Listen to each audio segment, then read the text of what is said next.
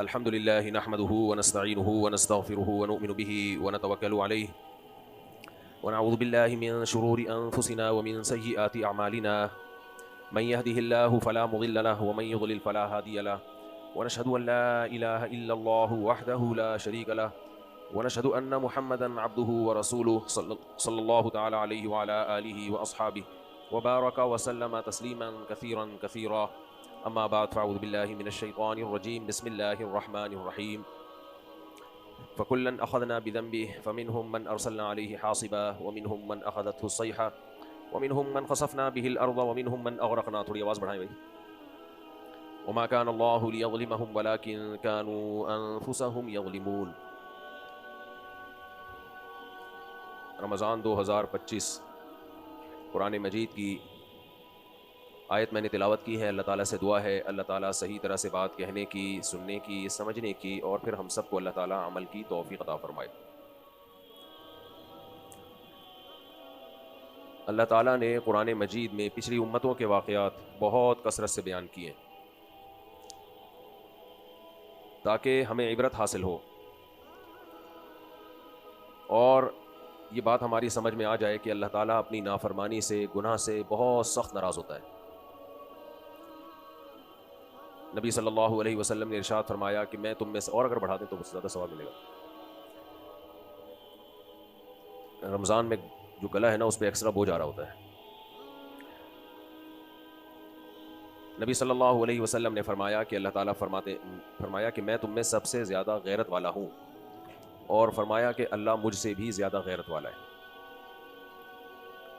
और अल्लाह को गैरत उस वक्त आती है, उसका गज़ब उस वक्त जोश में आता है जब कोई शख्स अल्लाह के हराम करदा कामों में से किसी काम का इर्तिकाब करे। अल्लाह की एक सिफत है इन्नल्लाह गफूरुर रहीम, अल्लाह माफ़ करने वाला भी है, रहम करने वाला भी है। लेकिन ये किसके लिए है? हमेशा गुमराही फैलती है जब आप कोई कुरान की एक आयत या एक हदीस लेके फैसला करते हैं।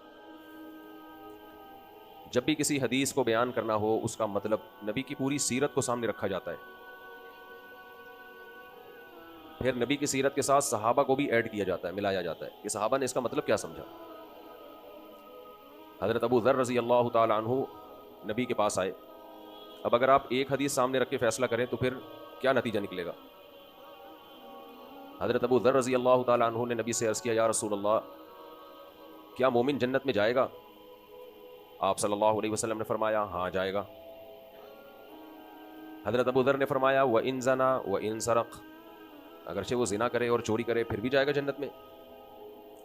आप सल्लल्लाहु अलैहि वसल्लम ने फरमाया, व इन ज़ना व इन सरक़, हाँ अगर ज़िना करे, चोरी करे फिर भी जाएगा। हज़रत अबू ज़र ने दोबारा ताज्जुब से फरमाया, ज़ना व इन सरक़, ज़िना करे, चोरी करे फिर भी।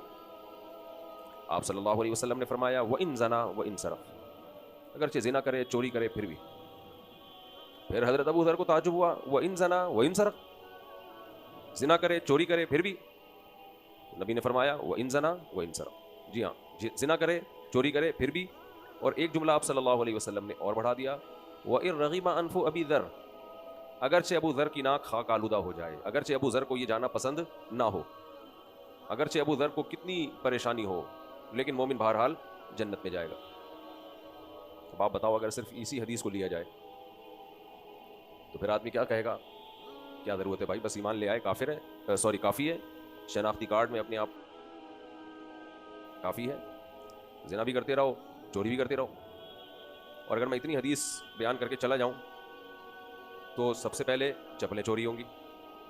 आप लोग जब वापस जाने लगोगे तो जिसको जो चप्पल अच्छी लगेगी वो पहनेगा। चोर भी कोई अल्लाह न करे, यानी अल्लाह करे बयान में बैठा हो तो बाइकें गई तो कहेगा अच्छा हुआ हम तो पहले से ही कर रहे थे ये काम। इसलिए नबी सल्लल्लाहु अलैहि वसल्लम का इरशाद है, बल्लिगु अन्नी वलौ आया, मुझसे एक भी बात सुनो तो आगे पहुंचाओ। लोग इस हदीस को आधा नकल करते हैं, लोग इस हदीस को आधा। फरमाया, रुब्बा हामिल फ़िक़हिन गैरु फ़क़ीहिन, पूरी यूँ है, या दूसरी हदीस का टुकड़ा है ये, मुझे भी याद नहीं कि इसी हदीस का हिस्सा है, लेकिन या दूसरी हदीस, लेकिन है तो पैगंबर ही की ना। जिस पैगंबर ने एक बात फरमाई तो उसी पैगंबर ने दूसरी बात भी कही है। फरमाया, रुब्बा हामिल फ़िक़हिन गैरु फ़क़ीहिन, मुझसे जब कोई बात सुनो पहुंचाओ ज़रूर, लेकिन कुछ लोग मेरी बात का मतलब समझते हैं, कुछ लोग गैर फ़क़ीह होते हैं, उनके अंदर समझने की ताकत नहीं होती, सलाहियत ही नहीं होती। लिहाजा ऐसे लोगों को बात पहुंचाओ जो हो सकता है तुम्हें उसका मतलब समझा दें। अब आज लोगों ने इस हदीस को आधा ले लिया कि दीन की तबलीग के लिए आलिम बनना ज़रूरी नहीं है। बिल्कुल आलिम बनना ज़रूरी नहीं है, लेकिन हदीस का मतलब समझने के लिए आलिम और फ़क़ीह बनना ज़रूरी है। मतलब गैर आलिम से नहीं पूछा जाएगा। गैर आलिम हदीस पहुंचा दे आगे, वो अपना चैनल भी खोल सकता है, वो अपना कोई इदारा भी खोल सकता है पहुंचाने के लिए, बस मतलब बताने की उसको इजाज़त नहीं है, अपनी तरफ से मतलब बताने की। मतलब के लिए उसको राब्ता करना पड़ेगा फ़ुक़हा से, क्योंकि हदीस में है रुब्ब हामिल फ़िक़्हिन गैरु फ़क़ीह। बहुत से लोग फ़िक़ह की बात, फ़िक़ह से मुराद है इल्म, वो गैरु फ़क़ीह, वो उस समझने वाले नहीं होते। तो सीखा किससे जाएगा दीन? मसाइल का इल्म, हलाल और हराम का इल्म, वो फ़ुक़हा से सीखा जाएगा। तो अब आप देखो कि ये होता ही है, ये जो मैंने हदीस सुनाई हज़रत अबू दर वाली, व इन ज़ना व इन सरक़, कि अगरचे ज़िना करे, अगरचे चोरी करे, फिर भी जन्नत में जाएगा। तो ये फ़क़ीह के सामने पेश की जाएगी हदीस। दो सलाहियतें अल्लाह ने किसी को दी हों तो वो हदीस का मतलब बताएगा। एक सलाहियत तो ये कि उसका इल्म कामिल हो, उसे सीरत का पता हो, सहाबा की, ताबीईन की, पैगम्बर सल्लल्लाहु अलैहि वसल्लम की, ताकि उससे पता चले कि वो लोग इसका मतलब क्या समझते थे। ये है इल्म कामिल, सिर्फ ये हदीस ना हो सामने उसके। दूसरी बात फ़हम कामिल, फ़हम कामिल, दिमाग में बात को समझने की ताकत भी हो। अल्लाह ताला ने सब दिमागों को एक जैसा पैदा नहीं किया, कुछ बड़े ज़हीन होते हैं, कुछ बेवकूफ़ होते हैं, दरमियानी दर्जे के होते हैं, ज़हीन होते हैं, बात से बात निकालते हैं वो। देखो इमाम अबू हनीफ़ा रहिमहुल्लाह ताला की राय ये है कि जब गैर मुस्लिम कंट्री ने आपके मुल्क पे कब्ज़ा कर लिया और आपकी तमाम मिल्कियत पे उसका कंट्रोल हो गया, तसल्लुत हो गया, जैसे बर्रे सगीर में अंग्रेज़ ने कब्ज़ा किया था हिंदुस्तान पे, तो जब कोई गालिब आ जाएगा तो तसल्लुत की वजह से उसकी मिल्कियत हासिल होगी, अगरचे वो नाजायज़ है, हराम है, लेकिन उसकी मिल्कियत हो जाएगी। मुसलमान कब्ज़ा करें किसी कंट्री पे तो मालिक कौन बन जाएगा? मुस्लिम हुकूमत। गैर मुस्लिम कब्ज़ा करे तो मालिक कौन बन जाएगा? गैर मुस्लिम। बहुत से फुक़हा कहते हैं नहीं भाई, मुसलमान कब्ज़ा करे तो मालिक बनेगा, गैर मुस्लिम कब्ज़ा करे तो मालिक नहीं बनेगा। अब कह तो दिया ये, लेकिन आगे इसके मसाइल क्या होंगे? भाई गैर मुस्लिम ने कब्ज़ा किया, वो मालिक बन गया, अगर हम कहते हैं मालिक नहीं बना तो वो उसमें से अपनी राया को कुछ भी देगा, वो नाजायज़ होगा उसके लिए। तो ये हराम दर हराम नस्लों में चलेगा। फिर ये नाजायज़ है, नाजायज़ होना अलग चीज़ है, मिल्कियत का साबित होना अलग चीज़। तो उन्होंने कहाँ से निकाला ये मसला?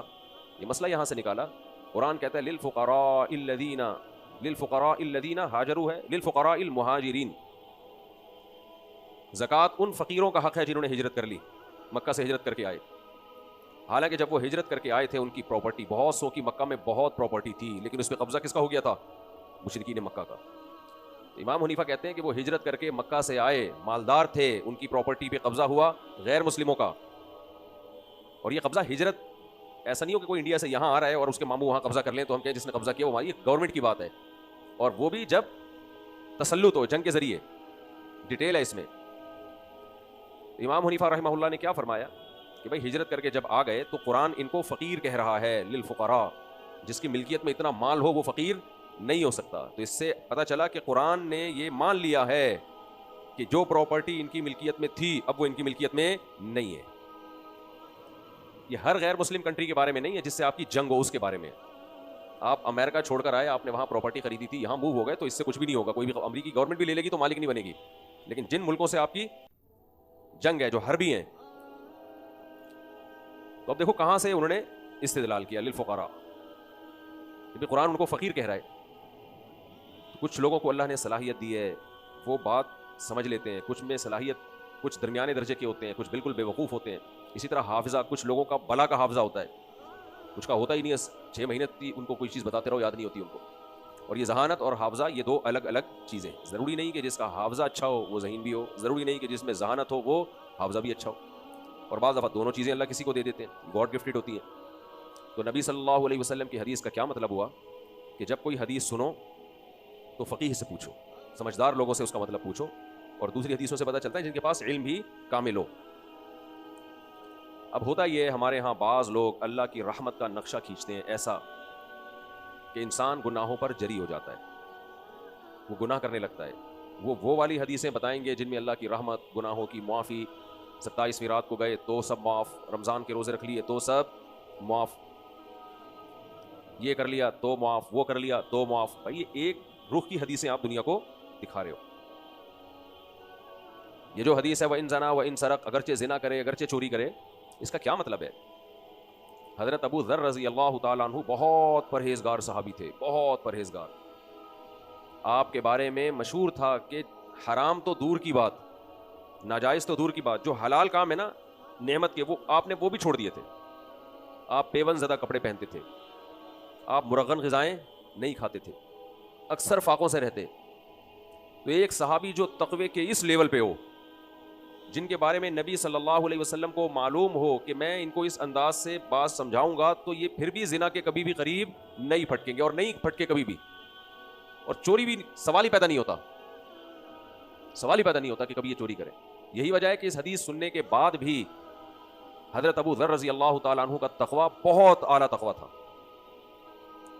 इतनी दुनिया से बेरग़बती आपकी तबीयत में थी कि हज़रत उमर रज़ी अल्लाह ताला अन्हु ने आपको अपने दौरे खिलाफत में मशवरा दिया था, आप लोगों से अलग थलग रहें, आप लोगों में रहने के लायक नहीं हैं, क्योंकि आपकी बातें बहुत हाई लेवल की हैं, तो आप अलग थलग रहें। एक मुल्हिद ने इस हदीस पे एतराज़ किया कि देखो तुम्हारे पैगंबर सल्लल्लाहु अलैहि वसल्लम तो कह रहे हैं ज़िना करो चोरी करो फिर भी जन्नत में, तो क्या माज़अल्लाह सिखाया जा रहा है? तो मैंने उसका जवाब ये दिया कि जिनको बताया जा रहा है उन्होंने उसके बाद कभी ज़िना किया, कभी चोरी की, बल्कि उनके तो तक़वा का लेवल और ज़्यादा बढ़ गया। किसी की बात का मतलब वो ज़्यादा अच्छा समझता है जिसको बताया जा रहा हो, या कोई दूसरा अच्छा समझता है जिससे बराह रास्त खिताब हो। सवाल पैदा होता है भाई फिर नबी ने हज़रत अबू ज़र से ये फरमाया क्यों? हज़रत अबू ज़र तक़वे के उस लेवल पे थे कि उनका ख्याल ये था कि अगर कोई शख्स मोमिन है और गुनाह कर ले तो अब ना बख्शिश हो सकती है और ना कभी सज़ा खाने के बाद जहन्नम से निकलेगा, क्योंकि गुनाह की नफरत उनके दिल में बहुत ज़्यादा थी। तो नबी सल्लल्लाहु अलैहि वसल्लम का मकसद गुनाह की नफरत ख़त्म करना नहीं था। नबी सल्लल्लाहु अलैहि वसल्लम का मकसद ईमान की अहमियत जितलाना, कि जितना भी गुनाहगार हो ईमान की नेकी तो है ना उसके अंदर, उसमें और काफिर में अगर कोई फ़र्क ही ना हो कि काफिर भी हमेशा जहन्नम में जले और मोमिन भी हमेशा जहन्नम में जले, तो ये कैसी बात है कि तुम उसके जिना और चोरी को तो काउंट कर रहे हो और इस बेस पे कोशिश कर रहे हो जहन्नम में जाए, लेकिन उसके अंदर जो एक नेकी अल्लाह पे उसके रसूल पे ईमान रखता है उस नेकी को कोई वैल्यू दे ही नहीं रहे हो, जाएगा जन्नत में। हाँ, दूसरी हदीसों में आपने बता दिया, कुरान ने भी बता दिया कि सजा खाने के बाद जाएगा, सजा खाने के, बोलो ना क्या हो गया भाई, बाद जाएगा। और वो सजा हल्की सजा नहीं है, दुनिया में भी है आखिरत में भी है। दुनिया में क्या सजा है जानी की? 100 कोड़े। कितने कोड़े? सिर्फ 100। और शादीशुदा जानी की क्या सजा है? पत्थरों से मार के उसको संसार किया जाए, जब तक मुकम्मल मर नहीं जाता पत्थरों से मारा जाए उसको। और आखिरत में सजा इससे भी ज्यादा सख्त है। नबी ने मेराज की रात में देखा कि कुछ लोग बरहना मर्द और औरतें आग में जल रहे हैं, आग के शोलों के साथ ऊपर जाते हैं। आपने जिब्रील से पूछा ये कौन लोग हैं? फरमाया आपकी उम्मत के जिना करने वाले मर्द और औरतें, आपकी उम्मत के। जिससे जिना किया उसी के साथ अल्लाह ने आग में डाल दिया बगैर लिबास के। तो इस हदीस में नबी ने बता दिया कि मोमिन जन्नत में जाएगा हर कीमत पे, चाहे वो कबीरा गुनाह का मुर्तकिब हो। कब जाएगा ये नहीं बताया। तो हजरत अबू ज़र का कॉन्सेप्ट क्या था कि उनको गुनाह से इतनी ज्यादा नफरत थी, इतनी ज्यादा नफरत। तो आप सल्लल्लाहु अलैहि वसल्लम ने फरमाया गुनाह से बहुत नफरत करो लेकिन नेकी से बहुत मोहब्बत भी तो करो। ईमान कोई कम दर्जे की नेकी नहीं है। अल्लाह को मानने वाले और ना मानने वाले बराबर हो, ये कैसे हो सकता है भाई? आज हमारा एक सेकुलर लिबरल तबका वो भी ये सवाल करता है कि लो भाई अंग्रेज इतने अच्छे, फिर भी ये मुसलमान कहते हैं काफिर जहन्नम में जाएगा, और खुद क्या हाल किया हुआ है कराची का, ना बात करने की तमीज ना अखलाक, और जो चोरियां चुकारियां मार्केट में चल रही हैं, और ये फिर भी कहां जाएंगे? जन्नत में। तो भाई जन्नत बनाई किसने है? बोलते क्यों नहीं? अल्लाह ने। जहन्नम बनाई किसने है? अल्लाह ने। तो अल्लाह अपने मानने वालों और ना मानने वालों में फ़र्क नहीं करेगा? सबसे बड़ी नेकी तो यह है जिसने जो पैदा करने वाला है उसको मानो तो सही। एक बाप है जिसके 2 बेटे हैं, एक खिदमतगुजार है, एक नाफरमान है। वो मानता है, कभी नहीं मानता। बाप को मोहब्बत नाफरमान से होगी या फर्माबरदार से होगी? फर्माबरदार से। लेकिन एक दिन क्या हुआ, बाप ने कहा मैं जायदादें दोनों के नाम कर दूं, मैं दुनिया से जाने वाला हूं, तो अब चलो इन दोनों के नाम जायदादें कर दूं, क्या मेरे मरने के बाद फटा होगा, इनको हैंड ओवर कर दूं। तो बाप ने अलग अलग बुलाया एक को। जो पहला वाला है जो नाफरमान था उसको बुलाया कि बेटा तुम मेरे बेटे हो, मैं जायदाद तुम्हारे नाम करने वाला हूँ। बड़ा खुश हो गया, सुभान अल्लाह, अब्बा हम तो नाफरमान हैं। दूसरा आया, मैं पहले ये नहीं कहा मैं तुम्हारे नाम जायदाद करने वाला हूँ, पहले कहा कि बेटा तुम भी मेरे बेटे हो। उसने कहा, यही जुमला रोक दिया, ना हम तो नहीं मानते आपको अब्बा। अच्छा, उसको आगे नहीं पता था कि क्या पेशकश होने वाली है। कह रहे हम तो आपको अपना अब्बा मानते हैं। बेटा फिर कौन अब्बा है? अब्बा इन बहसों में कुछ भी नहीं रखा हुआ, साइंसी तरक्की करो, रोड बनाओ, कौन बाप है ये पहचानने की कोई ज़रूरत नहीं। हो सकता है मे बी आप हो, मे बी यानी पॉसिबल है कि कौन हो सकता है आप हो। तो बेटा तहकीक कर लो, कौन है तुम्हारा बाप, मेरे बारे में ही तहकीक कर लो कि मैं हूं कि नहीं हूं। ये फजूल चीज़ है, ये मौलवियों ने इस चक्करों में डाला हुआ है। साइंस, असल चीज़ क्या है? साइंस। अब्बा इससे क्या साबित हो जाएगा अगर आप मेरे अब्बा हैं? मेरे स्कूल में कॉलेज में नंबर अच्छे आ जाएंगे, है भाई? असल चीज़ है अब्बा अखलाकियात। बात इंसान तमीज़ से करे। देखें, आप जब भी कोई काम कहते हैं मैं कर देता हूं, अगरचे आप गफ़ार भाई हैं, आप मेरे अब्बा, मैं आपको एक गफ़ार साहब की हैसियत देता हूं, डैडी पापा की हैसियत में आपको नहीं देता। अब्बा कह रहा है बेटा तुझे अगर कोई कंफ्यूजन है कि मैं तेरा बाप नहीं हूं, तो मैं तुझे डीएनए रिपोर्ट देने के लिए तैयार हूं, मैं नादरा के कागजात दिखाने के लिए तैयार हूं। अब्बा मेरे पास इन चीजों का टाइम नहीं है कि कौन मेरा बाप है, कौन मेरी मां है, ये छोड़ो, इन चीजों में कुछ भी नहीं रखा हुआ। इंसान को बंदा सही होना चाहिए। क्या होना चाहिए? बंदा सही होना चाहिए। अखलाकियात, आलत, अच्छे अखलाक होने चाहिए, उसको अखलाक अच्छे होने चाहिए, अखलाक बहुत जरूरी है। बात करे तो नाइस टू मीट यू होना चाहिए, बात थैंक यू से शुरू करें और थैंक यू पे बोले आप लोग, थैंक यू पे।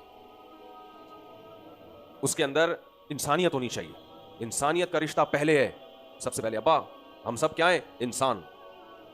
ऐसे डायलॉग, पड़ोसी बड़े मुतासिर होंगे इस डायलॉग से, मैं और आप बड़े मुतासिर होंगे, लेकिन बाप की तो जो गज़ब गुस्सा होगा ना, वो काबिल बर्दाश्त नहीं।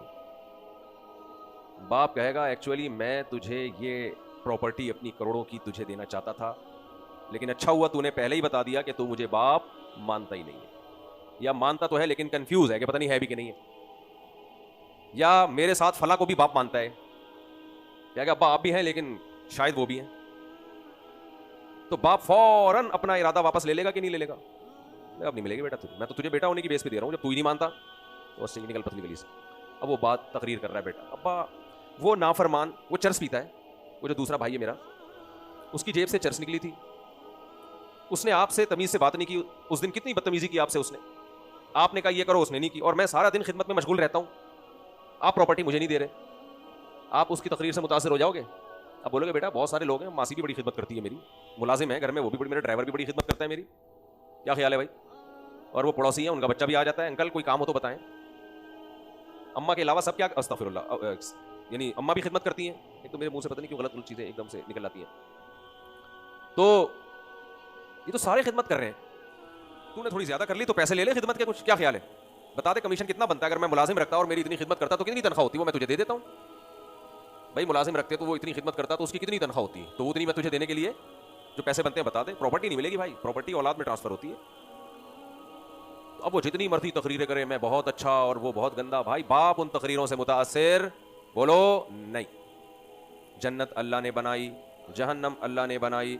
अल्लाह कहते हैं मैंने अपनों के लिए ये वारिस बनेंगे जन्नत के, मेरे बंदे, मेरे जो मेरे हैं, जो मुझे मानते हैं। काफिर ने क्या किया? वो नाइस पर्सन बन गया। वो क्या बन गया? ना, उन्होंने अपनी रोडें सही कर ली ताकि लोगों को कब्ज खत्म करने के लिए उन्होंने मेडिसिन ईजाद कर ली। हम रोड सही नहीं करते ताकि कब्ज, वैसे अब अचानक कराची की रोडें सही हो गई ना, पेट की बीमारियां बढ़ेंगी, ये जहन में रखना, क्योंकि अब लोग, हमारा मैदा इन खड्डों के हिसाब से सेट हो चुका है। हाँ हकीकत है, इंसान की बॉडी यूज टू हो जाती है। एकदम से नहीं बने ये रोड, अगर एकदम से रोड बन गए तो बहुत मसाइल खड़े हो जाएंगे, वो ज़्यादा खतरनाक है कब्ज। गवर्नमेंट को चाहिए एक रोड का एक खड्डा सही करे, फिर 1 साल मोहलत दे, लोग उसके आदी हों, फिर दूसरा, ऐसे आहिस्ता आहिस्ता होगा। ये भी नहीं, काम आहिस्ता आहिस्ता भी नहीं होगा। हमारी रोड खुद गई थी, गैस लाइनें डाली हैं, उसके ऊपर मिट्टी लाके डाल दी, तो जो थोड़ा सा रोड बाकी बचा था उससे भी गया। पता नहीं कितनी सदियां बीत जाएंगी, यहाँ सड़क डलेगी। खैर, गांव का मजा ले रहे हैं कराची में, अल्हम्दुलिल्लाह। कराची की अच्छी बात है कि शहर है तो दुनिया के बड़े तरीन शहरों में से एक शहर है, लेकिन उसमें मजा किसका है? गांव का। तो खैर, तो अब मुझे एक बात बताओ कि ये क्या बात है, बाप तो फौरन विरासत से महरूम करेगा उसको, तो क़यामत के दिन काफिर के साथ भी ऐसा ही होगा। अल्लाह जब जन्नत देगा ईमान वालों को, तो काफिर कहेगा कि मुझे क्यों नहीं मिली? अल्लाह क्या कहेगा, तू मानता कब था जन्नत को? तू मानता कब था कि अल्लाह ने अपने बंदों के लिए जन्नत बनाई है? तू तो एक ही रट लगाता था, अइज़ा मितना व कुन्ना तुराबन व इज़ामन अइन्ना लमबऊसून। क्या भला हम जब मर गए, मिट्टी होके ख़त्म हो गए, तो क्या हमें दोबारा ज़िंदा किया जाएगा? ये हमारी अकल में नहीं आता। अल्लाह कहते हैं मैंने कुरान में इतना समझाया, या अय्युहन्नास इन कुंतुम फी रैबिम मिनल बास, ऐ लोगो तुम्हें अगर समझ में नहीं आता कि हम तुम्हें दोबारा जिंदा करेंगे, तो देखो हमने पहली दफ़ा कैसे बनाया। इन्ना खलकनाकुम मिन तुराब, हमने तुम्हें मिट्टी से बनाया, सुम्मा मिन नुत्फा, उस मिट्टी को पानी में, मनी के कतरों में, मनी में तब्दील किया। कैसे? खुदा की कुदरत है। सुम्मा मिन मुज़गा, फिर माँ के रहम में उस मनी को हमने, अलका, हमने उसको जमे हुए खून में तब्दील किया। सुम्मा मिन मुज़गा, फिर उस जमे हुए खून को हमने गोश्त बनाया। ये सारी कुदरत के करिश्मे तुम अपनी आंखों से देख रहे थे। और फिर सुम्मा नुखरिजुकुम तिफ़लन फकसौनल इज़ाम लहमा, हड्डियां बनाई, हड्डियों पे गोश्त चढ़ाया, आंखें, नाक, कान, दिल, दिमाग, जिगर, सब चीजें बगैर कोई मजदूर के सारे काम हो रहे हैं। फैक्ट्री में पूरा चलता फिरता रोबोट तैयार हो रहा है, सच्ची मुच्ची का रोबोट तैयार हो रहा है, बेजान रोबोट नहीं है, उसमें जान डाली। और सुम्मा नुखरिजुकुम तिफ़लन, फिर बच्चा बना के पूरा तैयार करके तुम्हें हम दुनिया में लेकर आए। और जैसे ही दुनिया में लाए हैं, माँ की छातियों में दूध के जो चश्मे जारी कर दिए। वही रोटी से बच्चे की आंख बनती है, वही रोटी से बच्चे की नाक बनती है, वही रोटी से बच्चे का दिमाग बनता है, उसी से उसके लंग्स बनते हैं, उसी से दांत, सब कुछ। और कमाल है, इधर बच्चा मार्केट में आया, उसी रोटी से दूध बनना शुरू। ये सारी कुदरत की चीजें अपनी आंखों से देखते थे। और फिर जब पैगंबर कहते कि मौत के बाद वही रब जिसने तुम्हें पहली दफा पैदा किया दोबारा पैदा करेगा, तो कहते थे साइंसदान इस बात को नहीं मानते। साइंस में कहीं नहीं लिखा भाई। न्यूटन इस टाइप की कोई बात करके बोलो, आज यही मुसल्लत हो गई है ना लोगों को। हम तो साइंस मानते हैं, साइंस।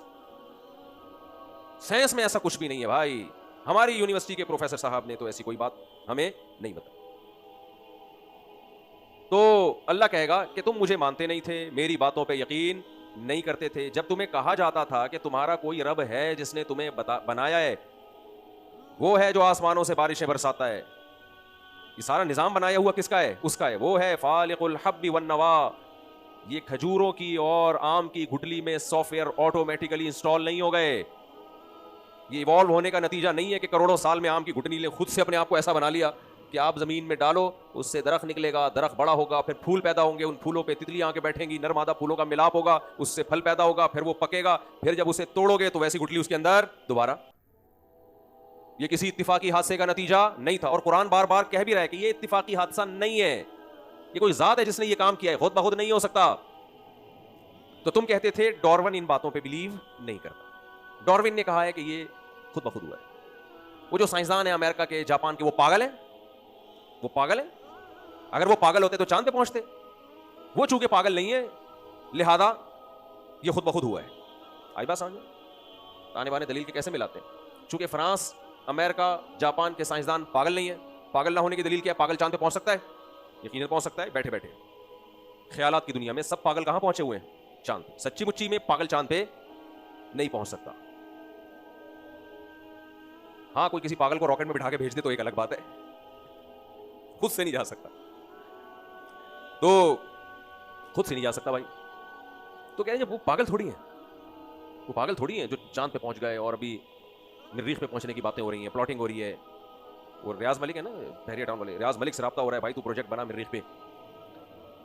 तो जब वो पागल नहीं है तो उन्होंने कहा है, उन्हीं का इरशाद है उन साइंसदानों का, कि ये खुद ब खुद करोड़ों खरबों साल में ऑटोमेटिकली ये सब कुछ हुआ है। तो कैसे गलत हो सकते हैं? तो अल्लाह कहेगा जब मौत के बाद दोबारा जिंदगी देगा ना, कि अब ये जन्नत भी जाके उन्हीं से लो।